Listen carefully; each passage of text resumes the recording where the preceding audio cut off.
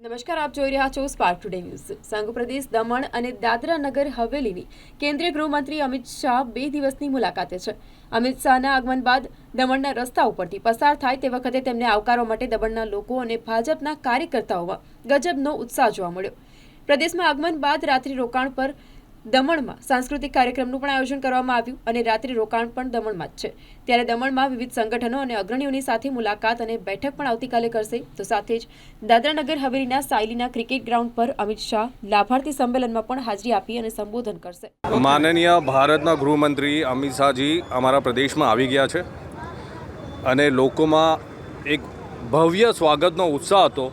તો તમે જોયું હશે, ભારતીય જનતા પાર્ટીના કાર્યકર્તા રોડ ઉપર હતા અને એમને ભવ્ય સ્વાગત કર્યું છે એમનું।